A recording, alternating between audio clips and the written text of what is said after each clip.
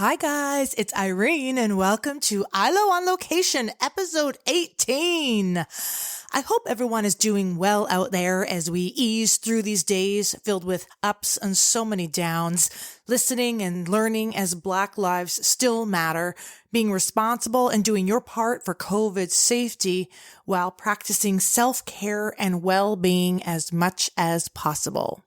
So let's hope the sun shines and today's episode brings you some fun. On the show, I get to catch up today with gorgeous Taymar, live from her home in Terrace, BC. Taymar is my friend who I met through my husband's work. She is a bright light of positive energy, even through challenges, one we connect on with mental health and a loved one. She's a Disney princess inside and out, as well as a strong, driven, hardworking lady boss bride-to-be. So stick around for my conversation with Taymar.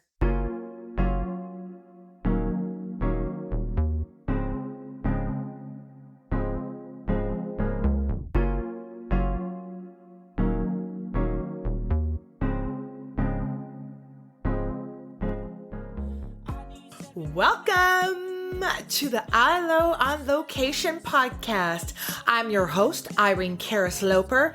That's ILO for short. And my podcast is all about having fun, connecting with your friends, and breaking shit down. Guys, I'm practically halfway to 100, and when I look around at my circle of friends, I see the most incredible women. They make me laugh out loud, they support me through everything, and they inspire me with their amazingness. So, join me on my couch, grab a bottle of rosé, and let me bring you the gift of the gab to brighten your day. Fabulous. Oh my God. Okay, let's do a cheers. Okay. Cheers. Cheers. Oh my God. Cheers. I have the amazing Taymar, who actually Hello. a better setup than ILO on Location because No, I don't. first of all, you're in a stunning rosé lace blouse. I see full fucking natural A-list makeup. I see a backdrop, a tapestry backdrop, your hair. I mean, and professional microphone. I mean, you look like you've got the J-Lo glow, and here you literally look like a superstar. And I'm going to say it's most likely because you're a bride-to-be that you naturally have that fiancé-to-be, bride-to-be glow. You look That gorgeous. could be it. Yeah. Thank you so much. This may be the best video setup, but you take the cake, Miss Taymar, for looking. Well, trust me. You take away the tapestry, you see all the boxes, you take off my eyelashes. There's really not much to me. Oh, well, I'm so glad But we thank could you. connect today. Me too. It's so nice to see you. You I too. miss you so much. I was thinking about you. Well, first of all, Marcus and I were away glamping. Mm-hmm. I was saying, as we do. And I said, where are we right now? Am I near Terrace? Because of course, Right. this is where, for our fabulous listeners, Taymar most recently moved to Terrace, and we're going to talk a little bit how we know each other and her situation and moving home and all that. But I was like, where am I and where's Terrace? And where we were camping wasn't far from you, like maybe 5 hours or 4 hours. Oh, wow. Yeah. You guys came way up here, hey? We were far, but it's so pretty towards It's such a beautiful drive. Oh my God. In the summer. I would never want to in the winter, but it is beautiful up here. Oh, I mean, just the nature and the skyline and the weather. It's just really, really, really pretty. Oh, I definitely love BC. We have the best of everything. we really, you know what? We really do. Like freaking fantastic. It's like never ending. I know. So, let me introduce you. So, to my fabulous listeners, I have Taymar with me today, joining me live from Terrace. Taymar and I met through my fabulous husband, Mr. Marcus, because they worked together at Matt Kirk Roofing. Shout out to Matt Kirk. Nat Kirk fan for life. Yes. Taymar is part of the family. She has now moved on from Matt Kirk family, and I mean the office family, and moved back home. She's getting married. She's living with her family, starting a new life in her new city. But she was the Matt Kirk reception queen / office queen. I don't know what your official title was, but I did business administration. Business administration, and but I like office queen a little bit better. I think office queen. She ran a tight ship with the ladies there and her fabulous employers, Gino and Christina, my husband's employers, and their lovely daughter Bianca, one of your best friends. Yeah, and it really, really was a fabulous office to work in and a great company to work for. And whenever I would see Taymar at Christmas parties or when I'd pop by the office, she's always head to toe glam and always looks amazing. So tell us a little bit about how you're doing, because when Taymar was having her last few weeks, COVID was hitting. And so for your actual going away party, I couldn't even come, let alone bring my puppy. And so you had so much on the agenda this year and so much change because of COVID. We're going to talk about all that, being a bride-to-be and a wedding and work. So first of all, welcome and thank you for joining me today. And thank you so much for having me. I'm so excited and I just feel so honored and just happy to see you, honestly. Yay! I know, me too. Feels like I'm just hanging out. I know, right? It's actually so fun just to connect. Yeah, exactly. I love that. So tell me a little bit about how the transition has been, being in this career at Matt Kirk Roofing for so many years and really, being a huge presence and at such a young age. Really, really doing a fine job as a woman at that office, and then having to get up and move and shift things over. Tell me a little bit about that. Well, it's weird to look back on it because I was in university. I was at UNBC in Prince George. Okay. And if my aunt and uncle were living on Christina and Gino's property, they were renting from them. And so I was handing out resumes fresh out of university, like wanting business admin experience, and wasn't sure what was going to happen. And then Christina and Gino, I'd met them at a cancer fundraiser for a family friend.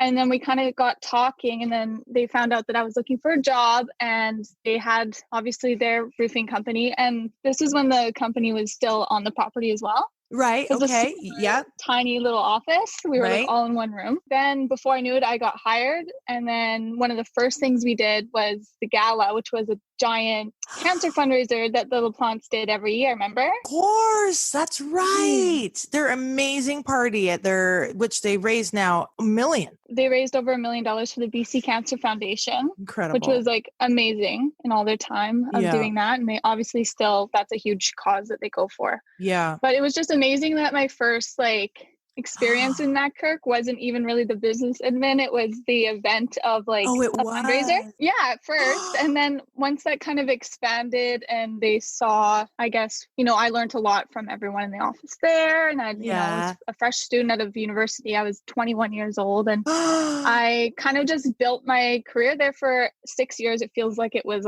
20 years. It's so weird.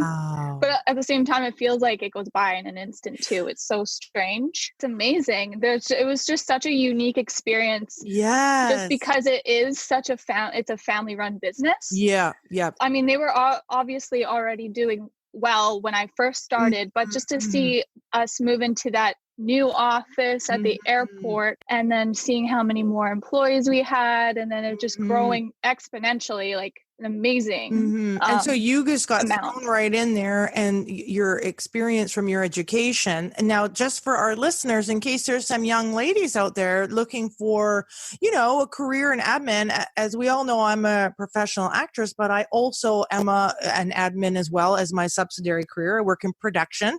Same thing. A woman, organized, A-type personality, multitasking. It's a great career, and there's so many avenues that you can apply it in. Construction office, office, film production, accounting, everything. So you had a degree, or was it a college education? What was it that you did at the university? So I finished my first 2 years in Terrace, actually. I did the diploma program for business at our college here. Amazing. And then I did my third year at UNBC in Prince George. Okay. And then I finished, because I got my job at Matt Kirk after my third year, I had to finish my fourth year credits by correspondence. So I had to go through, I went from being a full-time student 4 or 5 courses a semester to doing only 2 at once, because it was hard. It was near impossible to have a full-time job that you're committed to and have a full lesson. So I had to go through TRU, which is Thompson River University. Yeah. But I got all my credits because I started it. Yeah, you wanted to complete it and have it, and then you have that forever. Once you have an education, whatever level people end up at, they have that forever. God, wow. And I haven't been a student for so long, and correspondence was really difficult, but I would never be scared to go back to school for anything. I think even if it's just a couple months or a couple courses, or even taking one class in something, I think that's super valuable, and it can be kind of daunting, especially as a young adult. I feel like a lot of young adults, or teenagers, they get out of high school and don't go to post-secondary right away, they almost feel like they missed it. Right. And they're all my friends I know already did 3 years. I'm way too far behind now, but that's not the case at all. So just to know, there are options to go right away or take your time and do correspondence while you're working. I mean, sky's the limit now, especially maybe even a bit more with COVID, with all this sort of coursing online and stuff. But so you really kind of buckled down after that summer experience and kind of knew right away that you wanted to focus on your career and study on the side. Was that just something you felt you wanted to get right at it? Yeah, I just felt like the experience I was getting was just nothing really compared to that. Yeah. I just had a good feeling and a gut instinct, and I was there was smart kind of fork in the road. Yeah. I either turn my back on this and take a chance at coming back, which I'm sure they would have taken me, but I didn't know that then. Yeah, of course. Or what if they didn't need me, or someone else, some other Taymar came in and took me, I was happy. I was honestly just really happy to be there. I have family in Vancouver, so I just felt it just felt right. A natural decision. And I mean, that takes confidence as a young woman to put yourself out there and to go for it. But you and Kyle, both of you were so focused at such a young age. And I was so impressed with that when I met you both. And here's a prime example. You were in a relationship. You take this opportunity to go to continue on. You're working with the company, no friends, your family's back home, your boyfriend's on the island. That is kind of lady boss, badass bitch. That is where you go. You are how old? 21, 22, and you put yourself in that position and excelled and succeeded. I mean, that's a pretty big accomplishment.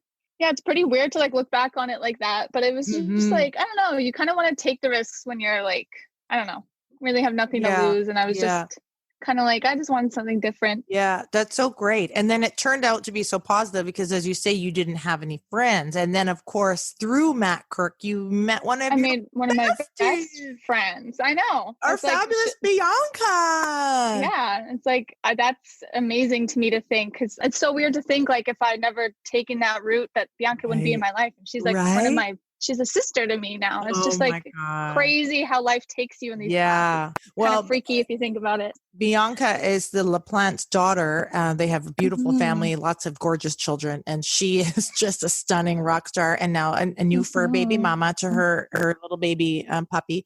When she started, or maybe 18 out of high school, and it's pretty amazing to think she went straight there. When I was that old, I was working in a karaoke bar. Right? You know what I mean?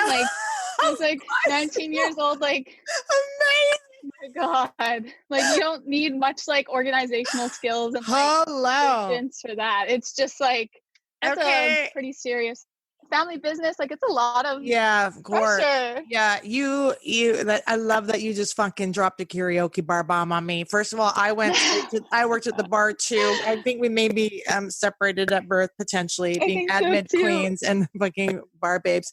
But oh my gosh. So kind of, would you say that with your BF, your boyfriend on the island, and then your new BF and amongst other gals, I'm sure you met through Bianca and stuff, that you kind of had a little bit of the best of both worlds. You kind of had your supportive relationship, but he wasn't here all the time. And as a young gal, like, you know, working through life and a new job and a career, you kind of had a sense of freedom in a weird way. Totally. What was that 100%. Like? The long distance? Well, it's like me and Kyle were long distance up until 4 years ago, and we've been together for almost 9 years. So it started off as soon as he left for university. Then we realized once we were apart that we wanted to be together for some reason. And there was really there was no one else I cared about. There was no one else he cared about. And then obviously there was hard times, but the thing that made our whole relationship still to today, even though we're not long distance, obviously, is the whole trust thing. Like I had full trust in him and he had full trust in me, and we're both loyal. So it's like, if I go out, like you said, freedom with the girls, if I'm going out and wreaking havoc, because you're right, I made some amazing friends through Bianca who are like my sisters too. Yeah. And like we had some of the best times together, and sometimes Kyle would pop over to be there and sometimes he wouldn't, you know. We just had total trust and faith in each other, and like I wouldn't be able to live not like that. Now that is a gift. I think having trust in your life and in your heart. Just it's hard sometimes for people to trust people. It's even trusting girlfriends, trusting coworkers, like having that already in each other, for him to have that in you and you to have that in him. That says quite a lot, either of you as your character and your personality, or did you see that in your parents? What instilled that trust in your heart? I mean, that's a really good question. I feel like it just boils down to the kind of person you are.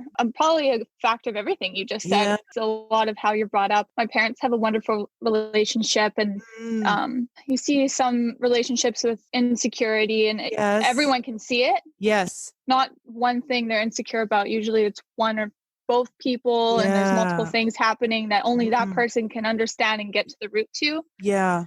And for me, I just haven't struggled with that, and Kyle hasn't either. So it just worked for some reason. Maybe we just both have similar upbringings, like you said. I think it just worked out. Old souls inside, or confidence, because, you know, for someone like me who met her love of her life at a later age, 40. I mean, like, when I think about that, it just cracks me up, because when describe your relationship with Kyle in the long distance matter, or just the trust and all that, I absolutely have that with Marcus. If he had to be like, I'm on a contract and I'll be in, you know, I don't know, Mexico for 6 months, I'd have no fucking problem. And neither would he. Right. But I tell you, at your age, or when I was younger, and I'm probably till my mid 30s or post therapy, I did not have that trust in male relationships. But my female relationships, not even a heartbeat. I mean, my closest. No problem, right? And I come from a normal upbringing as well. My parents were 56 years this year, but wedding anniversary. But it's just interesting because I think that's a gift, to have that trust and confidence at a young age, to trust yourself, make decisions where you're not making them for other people telling you or whatever. And, you know, you and Kyle knew at a young age, and that trust was there, which is a huge, I almost say 80% of any good relationship. I think so too. It's weird when you talk about meeting Marcus when you're 40, because I picture you guys have been together your entire life. Like, isn't that wild? Like, don't you feel like you've known him your whole life? Yes. You know, 100%. Because even when you say 6 years at Matt Kirk, I'm like, oh my God, we're having our 6-year wedding anniversary this September. It feels everything like kind of clicks in. Yeah. 100%. It's so weird when you really think about things. And it's like, if I didn't find Kyle now, then maybe I'd find him when I was 40, because I feel like sometimes you just need to click with them. And I haven't really, you know, people like, especially like my close friends would ask me when they were in relationships long distance and it wouldn't last like more than a few months. They'd be like, how the hell did you do that? And I'm like, I don't know. Like, I honestly can't tell you one reason, because everyone's different. Everyone has different things going on, and I don't really even think about it. It just totally, at any age, you can find somebody that you want to spend the rest of your life with, and there's no rhyme or reason. Who knows why, right? Absolutely, I agree, 100%. Yeah. Sometimes and it doesn't even have to be like the romantic love of your life. Like sometimes you meet people further on in your life that you just click with and you just know they're going to be with you forever, you know? Yeah. So far it's working out. It honestly feels like a blink of an eye when we like actually talk about it like this. Like, it's hard for me to even remember being long distance, but then I remember obviously it wasn't all like great. I remember being super lonely, obviously, and he was really lonely too. It's not like it was easy peasy. Like, I'm just so thankful that we're not doing that anymore. It was a lot. Yeah. Kyle's in a good amount, I guess I should say we are in a good amount of debt now after his schooling. So we're living with my parents right now. Amazing. I'm like literally the epitome of living in my parents' basement. You know, those people in their like 30s. Hello, you can tell your mother I lived with my parents until I was almost 30 in the basement. Okay, good. I did it on the reverse. I'm doing great then. Yes. I'm doing great then. You're doing amazing. Okay, I never left. And I'm right on track. Yes. And she's I never left. That's right. She's thrilled to have you back. She is. I'm so happy to be here too, but we just need to get on our feet a bit. Of course. Smart. And then figure out what our next move is. But we're super lucky. Like, Kyle's parents are super supportive. My parents are super supportive. We're like way too lucky to have all the family support because not everyone has that. No. My parents are up here and my brothers, who I'm very close with, and I still have very close friends up here.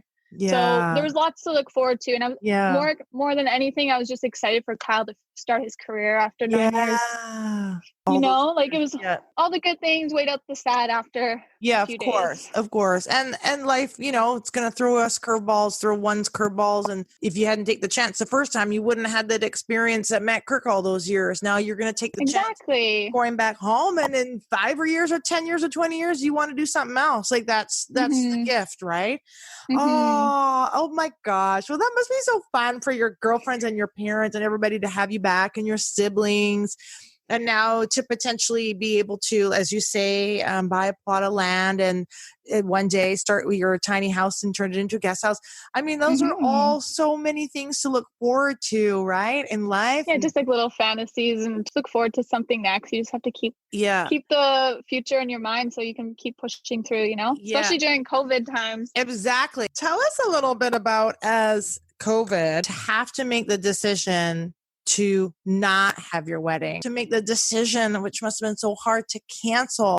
Well, like I said earlier, I obviously love planning events. Yeah. And people would ask how wedding planning was going. Like, was it stressful?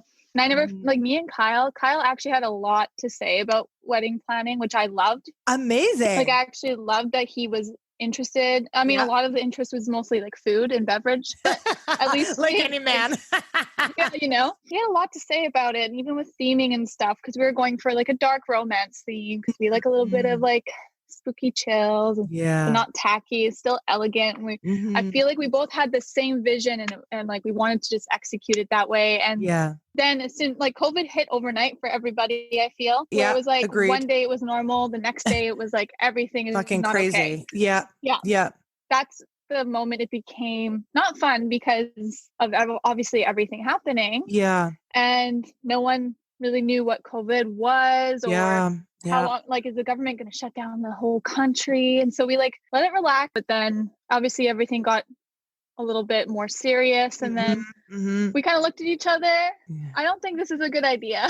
Even though we're getting married in October, there's like, it's just such an unforeseeable future. And because we have a guest list, lots of people are flying from all over the place. How could you have enjoyed it the way you should with the fear behind it? I mean, of course you made the right decision. And at the time, you know, you don't want to lose money either. These vendors and stuff that you're making deposits, right? And so we have all of our deposits still sunk in, which is totally fine because we can use them into whenever we want. So if we do want to do a party in 2021, we can.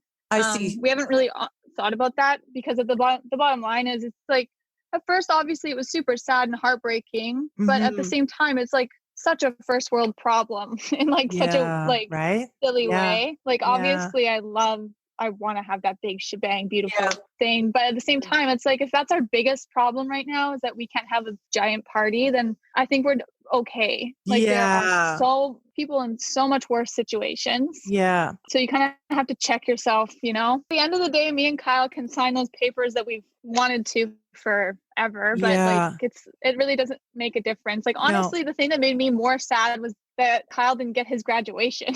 That actually made me more sad because I'm like, I feel like you put more time and effort into your career and education than signing a marriage paper. You know what I mean? You have those days where you feel bad about those things, which I don't anymore. But there was a period of time when I was still in Vancouver and everything was so hectic. And then I remember that everyone's going through it. Like everyone has things being canceled. This isn't something that's exclusive to just me and Kyle. It's like so many brides and grooms and so many students. I have so many friends who are graduating from this or that. And it's like everyone's just getting gypped this year and it's just not fair. But we're all in it together and we're all suffering through all these things. And 2021, we're going to have a giant banger of a party because like, it's just not okay. Yeah, totally. I mean, but that's a really positive attitude on something so important and so special to the two of you. And just to be able to find other ways to look through the lens. I think that's really, 100%. Yeah, that's amazing. Like, I'm not saying it's not heartbreaking for people who have to cancel big things like their weddings or occasions. I'm just saying that like things can always be so much worse than what you're dealing with. Yeah. If that's your biggest problem. Exactly. Well, I totally agree. I don't know. You know, hearing you going, you know what? That could be worse, right? So, so on your day, because the 10/10/2020 was a big deal for you guys, right? Yes, we love that date so much. So far, we know because we made that decision, like once we said we wanted to cancel the wedding party, that we still wanted to get married on that day, even if it's just going and signing like the legal papers and not making anything of it. Yeah. But honestly, like part of me also, like I don't know what Kyle's wearing for the wedding and he doesn't know what I'm wearing for the wedding. Yeah. And my heart can't bear to like wait. So part of us wants to do a tiny little ceremony with maybe our parents and our siblings. Yeah. Just like something total opposite of what we had planned, but which is totally fine. So whatever it'll just be a small little production. It won't be it'll be amazing. But I think, like you said, even if we don't do anything next year, maybe we'll do something in a few years' time and maybe we could shell out a few extra bucks to have it somewhere fun for everybody or something. Well, you know, I mean, when I was getting married later in life, as we all know, later in life, you know, I think my dad and mom were thrilled at the time not to have to fork out cash. So of course, when I did finally go, I'm getting married, I was like, don't worry, I'm not throwing a reach for retirement. There's no Greek money under the fucking mattress for the wedding. I think they gave up a long time ago. I also knew I wanted to get married in my parents' backyard and have something small. To me, it was the grandest, most perfect day of my life to date. And so to each their own, and to what level, it's about the day of you being the bride. And no matter what you do, it will be magical. That's what I think too. Yeah. I think weddings can get out of hand for a lot of people.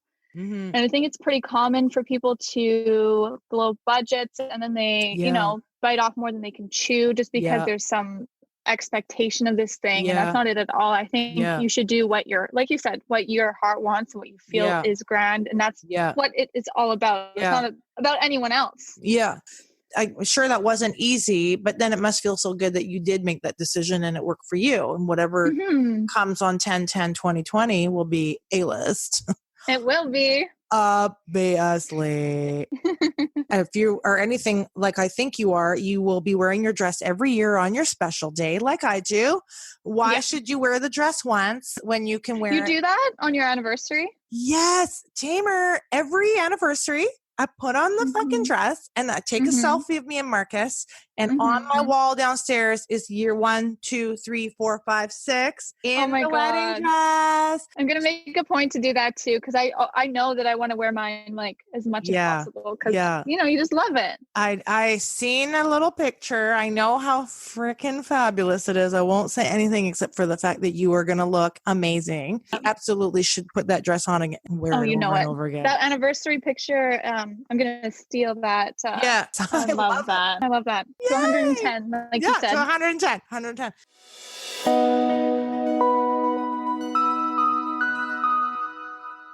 So I want to shift gears a little bit, talk a little bit on a more of a serious tone. I don't know if you would like to join me in this shared experience that you and I have. Taymar and I both share a family connection of mental health, if that's a safe way to start our little conversation here. And I don't know if you might be comfortable in talking a little bit just about your experience having mental health in your family. And if you are open to talking about it, then I'll move forward. And if you're not open to talking about it, that's okay too.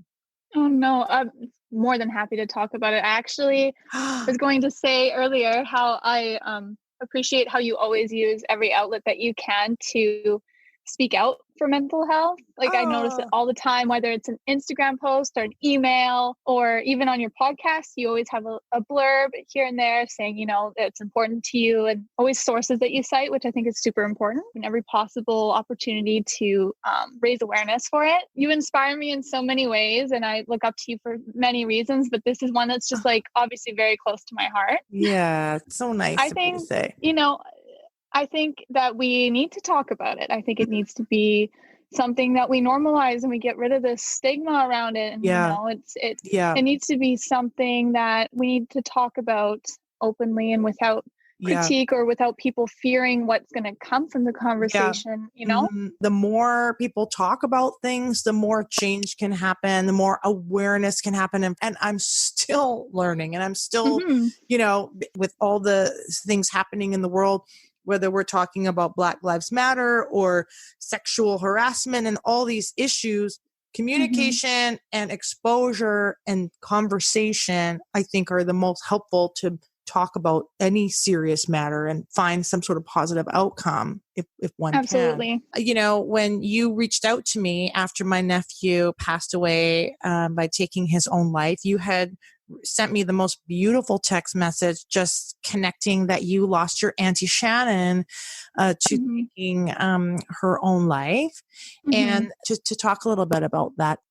I always thought that was an interesting parallel. I mean, it's obviously heartbreaking that we have to have that parallel, but it's just really interesting that we have the opposites in that situation that connected us. And that's why, I mean, obviously it hit home a little harder for me when I saw that it was your nephew, because I had just recently gone through the opposite in a way, right? And I mean, I like to think before that I was a mental health advocate, and I understood. I mean, I've never battled depression or anxiety myself. So I never truly understood it, or I wasn't well educated at all. And so it really puts a perspective on it for you that I need to educate myself, not only to know, but almost as a grieving mechanism, I feel like. Yeah. Where you think, hey, I need to understand, I need to get to that acceptance, and I need to understand what this person was going through. I mean, there's people who battle mental health every day, and not all of them lose that battle, but each one is so incredibly different that you're not going to get a straight answer. Never, right. So that has to be the hardest thing, because, I mean, we could never possibly understand what, well, I hope we don't understand what situation they're in.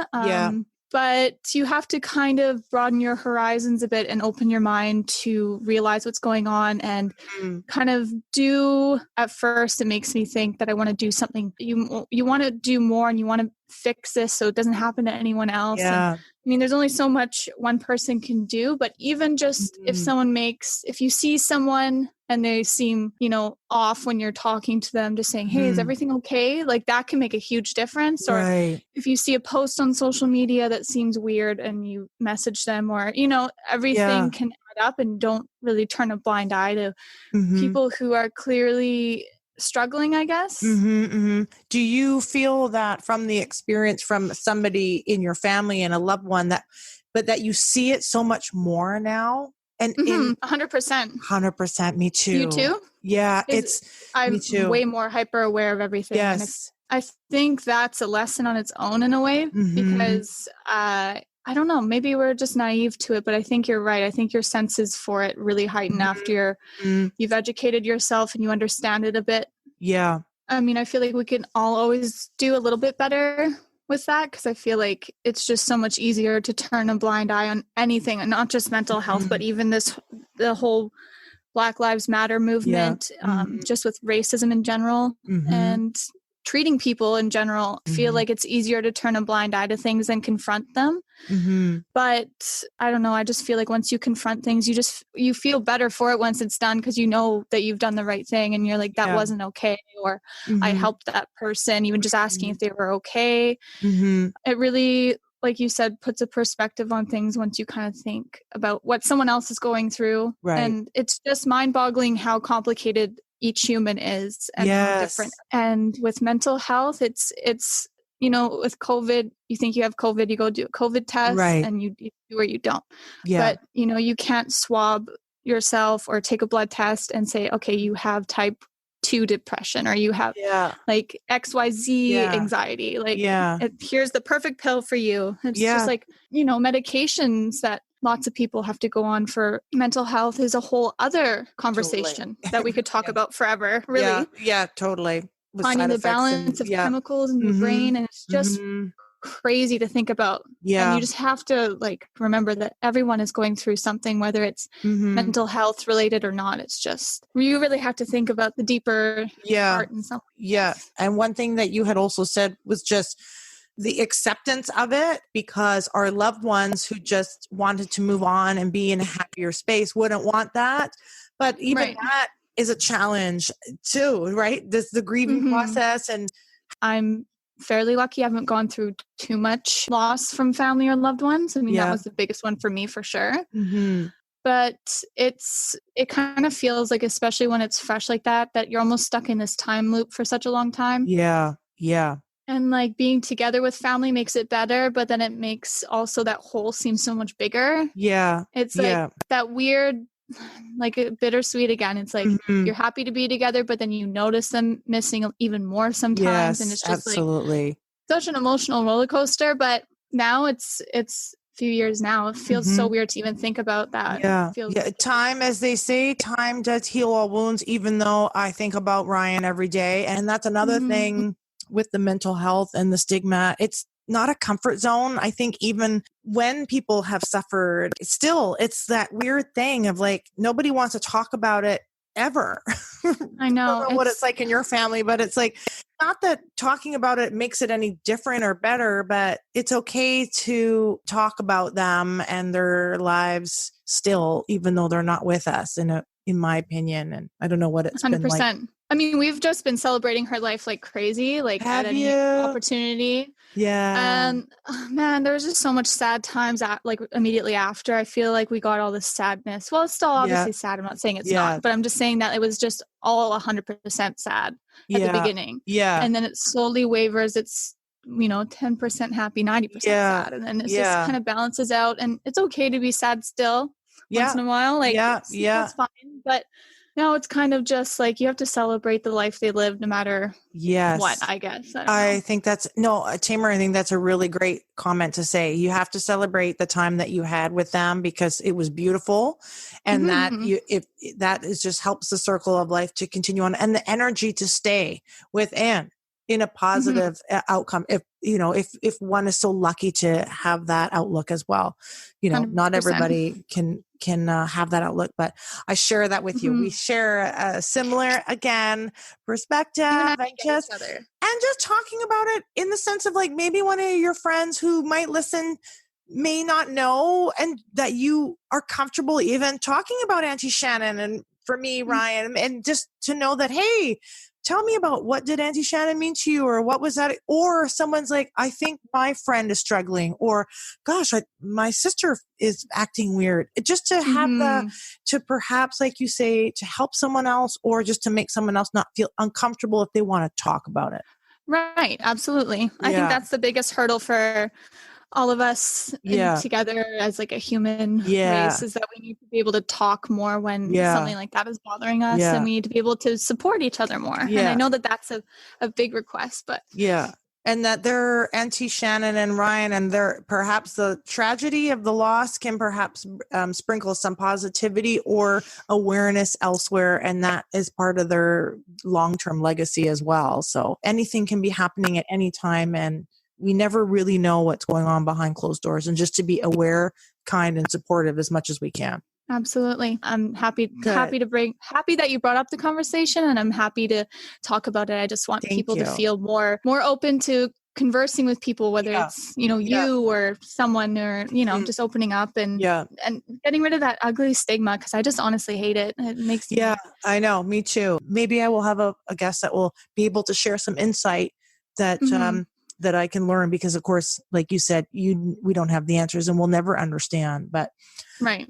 Absolutely. Yeah. Well, God bless. Let's just do a little God bless to Auntie Shannon and lovely, beautiful Ryan in Love from Above is the way I like to call it. So Love from Above. I love that. We're thinking of you and talking about you and sharing your memories and your energies, and love from above every day. Love from above every day. And God bless. God bless. I love that.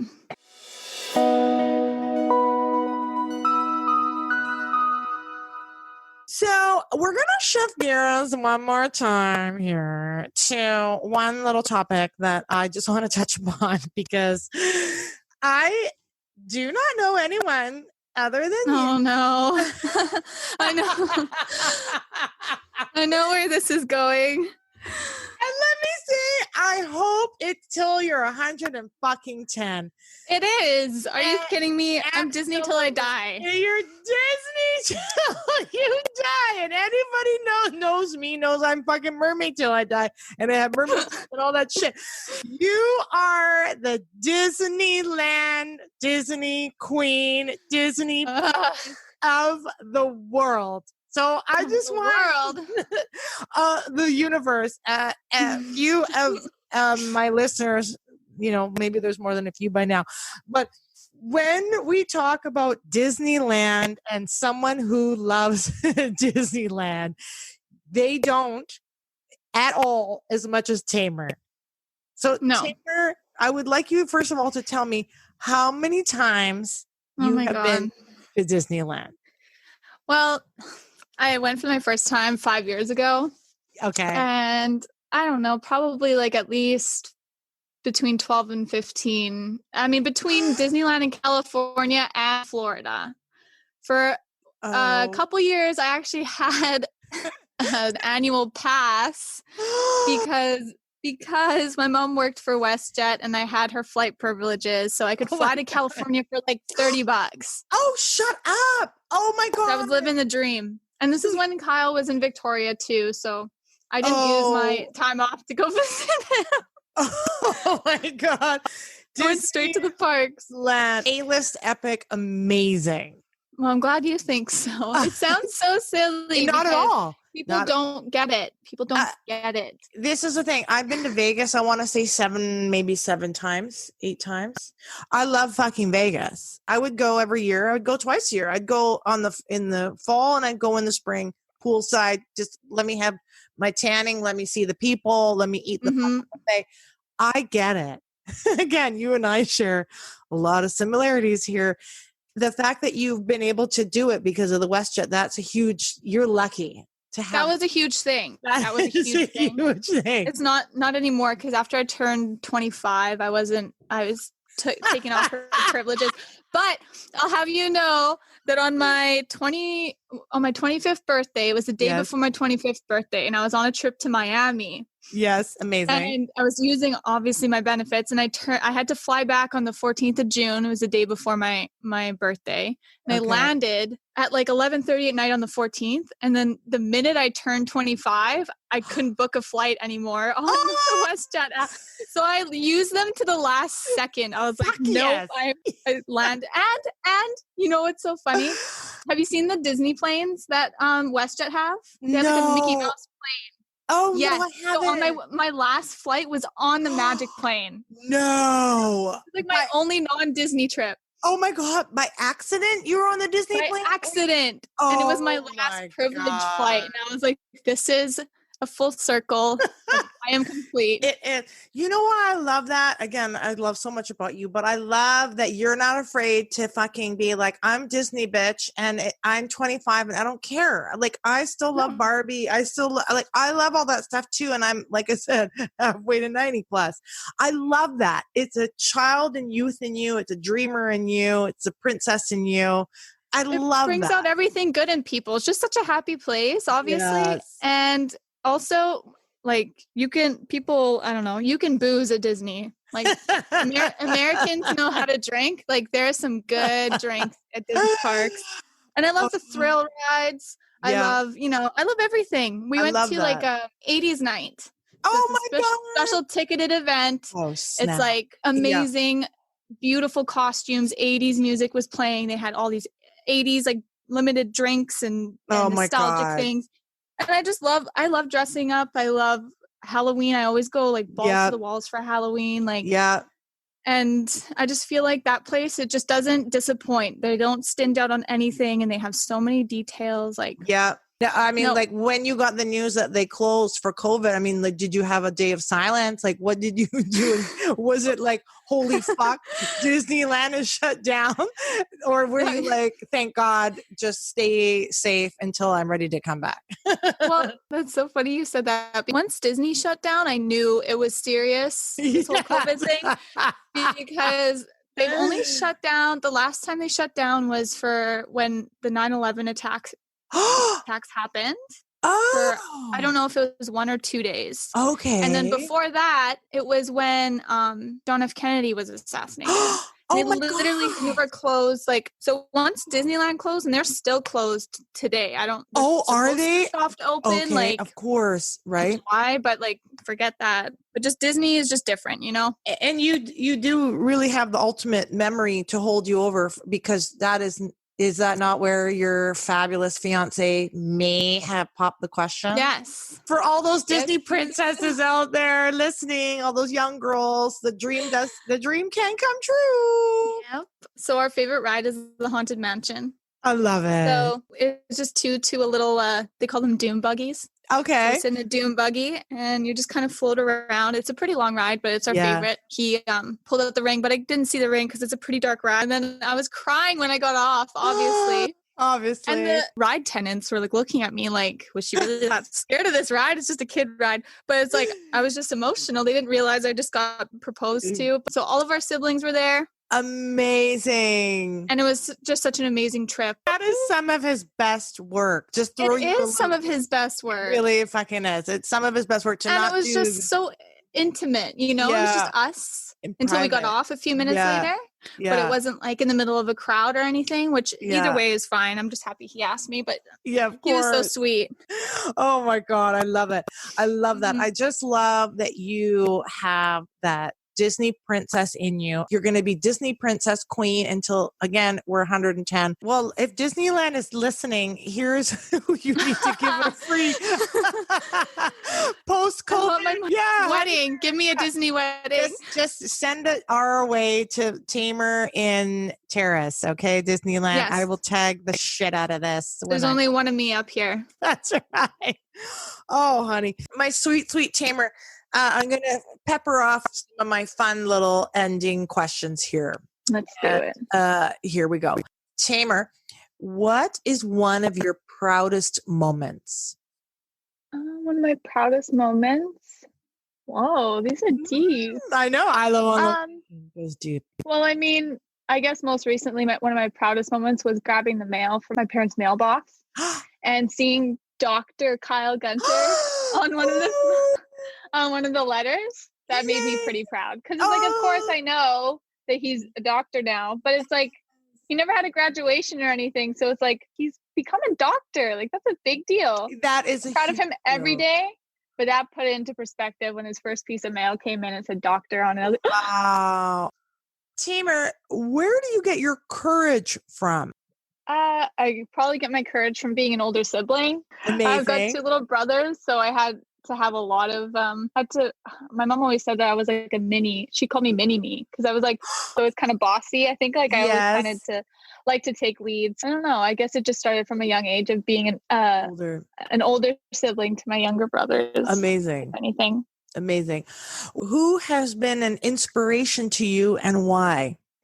I think my biggest inspiration, most likely Lady Gaga, because I love her for so many reasons.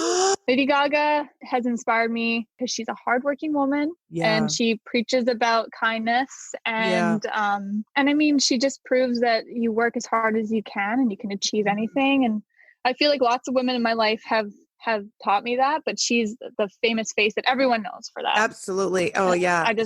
I just love her. And she's also super passionate about mental health. Yes, she is. So and she talks a lot about that. The LGBTQ community. I mean, for so many reasons, I can see why she would be an inspiration. Purpose is to help people be kinder. And I think that's the most important thing. I do. Like we talked about. Yeah, I agree.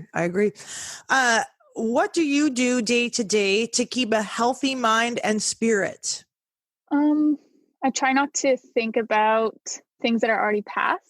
Like I don't let things that have been done eat away at me. I try to think of like what's happening now or what's going to happen like next. Love that. Because I feel like for a long time I would, you're laying in bed and you're thinking about, oh, I should have said this, or why did I do that today? Yes. And it can just kind of eat you away. Yes. But I try to think of, okay, that's done. I'm like really good at shutting off. Like what you just did you can't take that back. Right. Yeah. So let's just focus on the now and like what's going to happen the next step.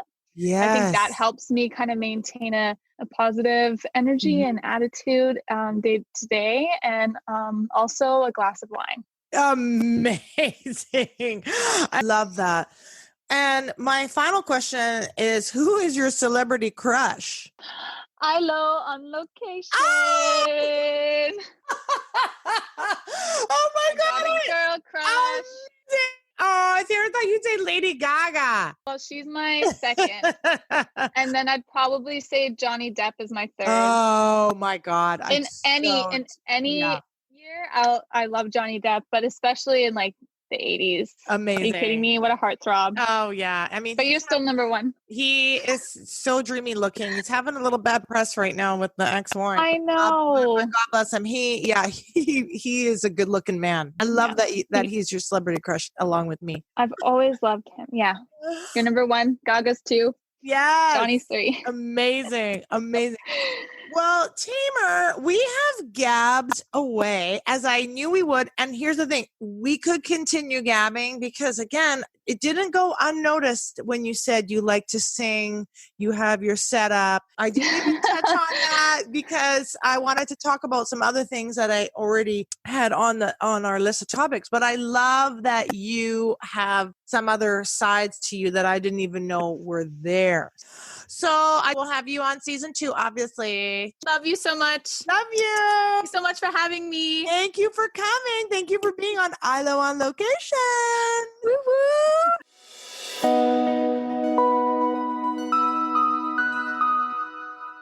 And that's my conversation with Taymar. Thank you for listening, and thank you to Taymar for joining me today from her home in Terrace, BC.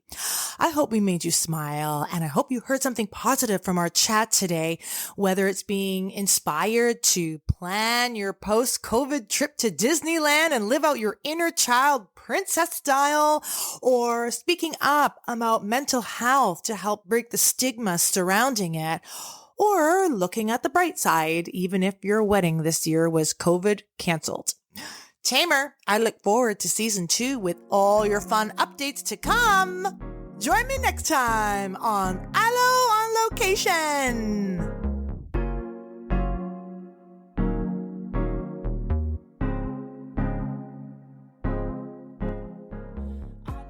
Yay! That's a wrap, guys. Thank you so much for listening. I hope you had as much fun as I did. And remember, if you enjoyed some rosé along with me, make sure you don't drink and drive. The only place I go from my couch is to the kitchen or the bathroom. You can find me at www.irenecaris.com/podcast. You can follow me on my Facebook public page and Twitter at Irene Caris, or on my Instagram at Irene Caris Loper. Thanks to my amazing husband for giving me my married name, aka Ilo. The Ilo on Location podcast is hosted, produced, and edited by me. God bless. Special thanks to my gorgeous nephew Connor, aka C-Buddy on iTunes, for the original music. And thank you to my puppy Charlotte for being my most loyal listener and adding her 2 cents barking in the background. Join me again next time as I gab away with another one of my fabulous friends.